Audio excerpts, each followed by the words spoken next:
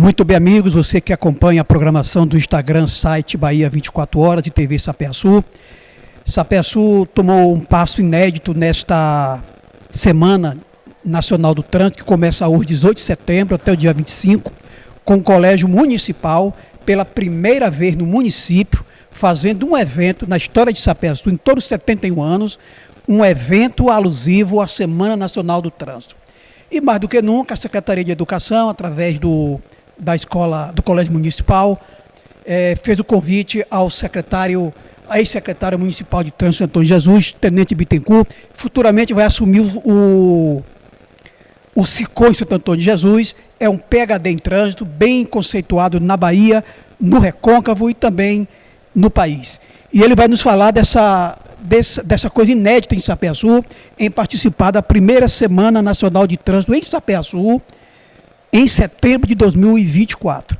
E a importância, secretário, de Sapé-Açu agora viver um novo momento com a pavimentação asfáltica. É importante eventos como esse, Sapé-Açu pensar no futuro? Muito importante. Quando a gente fala da questão asfalto, as pessoas já entendem como é evolução, como crescer. Mas para a gente da área de trânsito, a gente se preocupa com a questão velocidade. Então a cidade está de parabéns, ter convidado a gente para conversar, no caso, com os seus alunos, que vão levar essa informação para os seus pais, para que se possa chegar e saber que o asfalto vem para a melhoria. Mas a gente precisa entender que essa mobilidade tem que ser feita com segurança. Como disse a professora aqui na casa, ela disse para a gente, para os alunos, acelere. Tome todo o cuidado, o autocuidado é muito importante. Então a gente precisa sim tomar cuidado para a questão da velocidade, apesar de que a cidade desse passo espetacular, a mudança ela é visível, né? Não precisa a gente enaltecer tanto porque é visível a mudança, as pessoas gostaram e muito bom para o município. Agora precisa sim que quem transita tome todo o cuidado para que a gente possa manter a segurança viária que tanto Sapé-Açu precisa.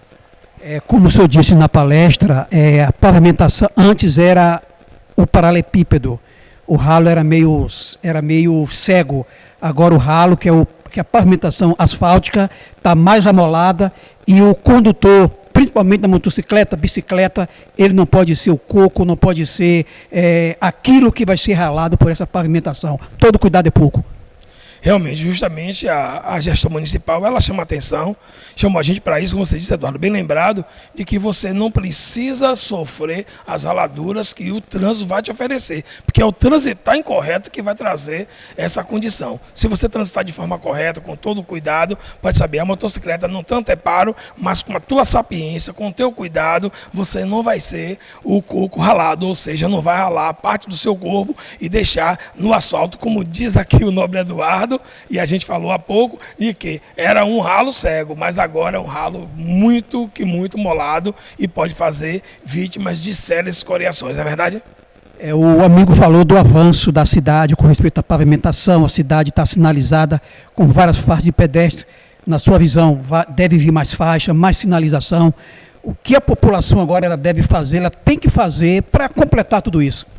Bem, a população precisa usar a faixa de pedestre tanto como condutor, respeitando a faixa, tanto como pedestre, respeitando o uso dela. Como assim? Se deslocando até ela. A lei fala que até 50 metros desloca até a faixa. Eu dou um conselho para você. Onde você estiver, tem a faixa, desloca até ela. Agora cobre da gestão municipal que possamos, no caso, colocar mais faixa de pedestre para atender melhor. Porque a questão do não uso faz com que você não se acostume. E se você começa a usar e ter a faixa de pedestre, você vê a Sapé-Açu toda ordeira, pintadinha, no caso, com a sua faixa de pedestre, dando preferência à vida, né? Especificamente a vida do pedestre, daquele que mais precisa. Você que conversei com alguns alunos pela manhã e disse a eles que eles precisam ajudar os idosos a atravessar na faixa de pedestre, ajudar o PNL, o deficiente físico, no caso o auditivo, o visual, para que ele possa atravessar na faixa com segurança. E com isso a gente conta com o apoio de todos vocês de Sapé-Açu para que a gente possa fazer um trânsito melhor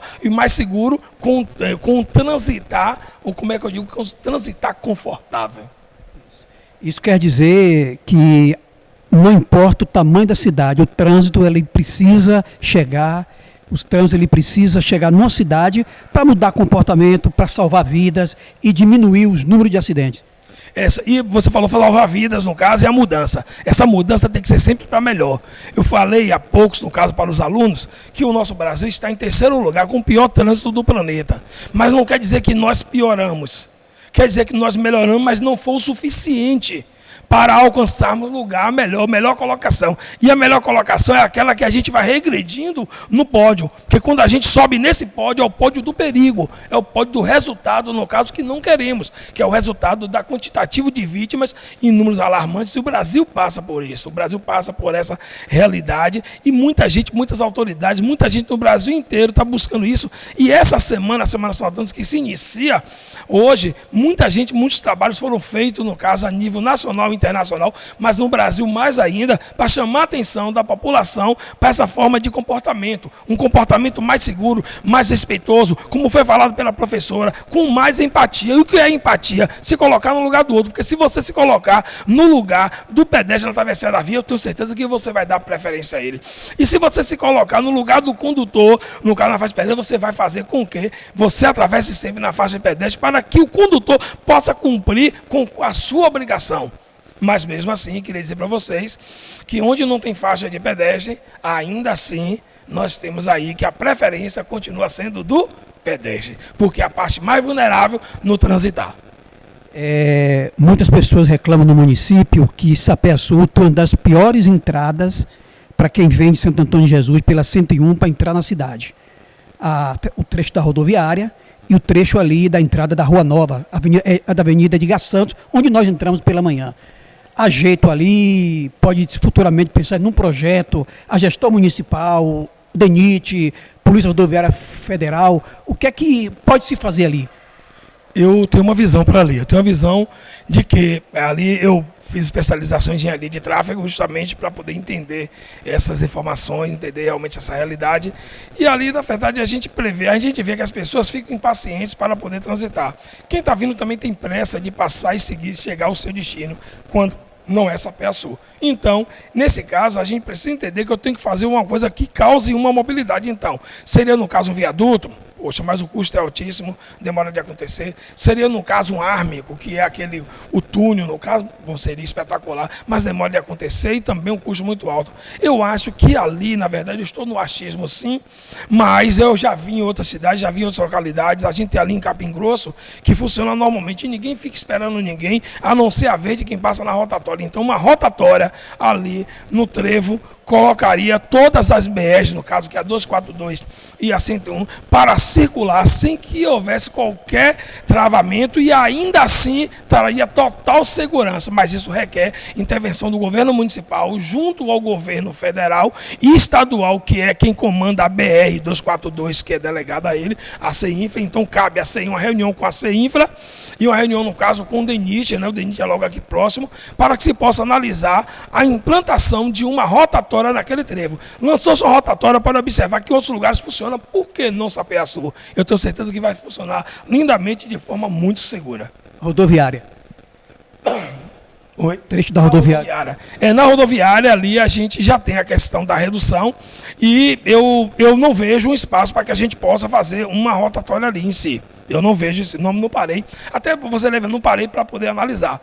Mas seria também um outro ponto que poderia acontecer. As rotatórias, ela não trava o trânsito, continua fluindo, não atrapalha a BR. A BR continua com a sua movimentação. Por exemplo disso, eu vou agora falar de forma monocrática. Individualmente, fiz uma intervenção no trevo em frente ao Atacadão em Santo Antônio de Jesus. E essa intervenção, fechei no caso a BA. E ao fechar a BA, transformei em uma rotatória. E desse dia em diante eu deixei de ter aproximadamente 6 acidentes por dia. Era o que acontecia naquele trevo. Após isso aí, deixei de ter 5, 6 acidentes por dia, que era a nossa mediana, e a partir de lá não existe nenhum acidente naquele local e, consequentemente, nenhuma vítima, que é o que é mais importante. Então, já surtiu um efeito muito grande. E eu trago essa realidade para as rotatórias que a gente tem em Feira de Santana, as rotatórias que a gente tem a rotatória que a gente tem lá em Capim Grosso, que funciona com as BR na 324, e funciona muito bem, e a fluidez a 116, o carro funciona muito bem, e a fluidez normal e sem acidente, que é o mais importante. Cachoeira, Amargosa, Nazaré, Castro Alves, cidades que já municipalizaram o trânsito. Sapé-Sul também o caminho deve ser esse? Toda a cidade. Nós temos 417 municípios. Estamos no momento com 73 municípios municipalizados.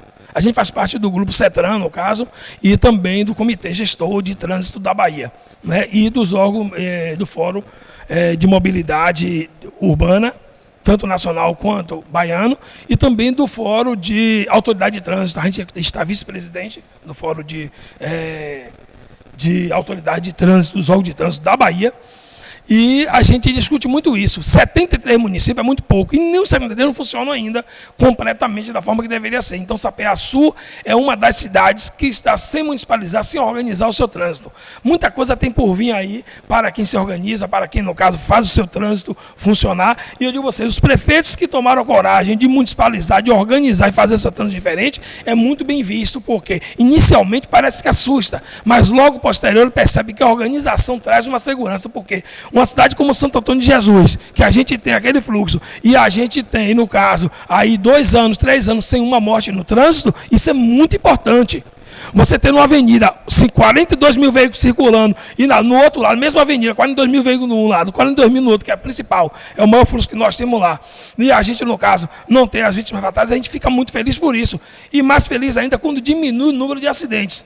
E aí a gente fica muito mais porque vem sendo feito um trabalho com os agentes, no caso, de forma educativa. E isso não acontece só aqui. Nós temos ali vizinho nosso, com o nosso amigo Raul Jones, no caso, Itaberaba, que é o nosso presidente do fórum.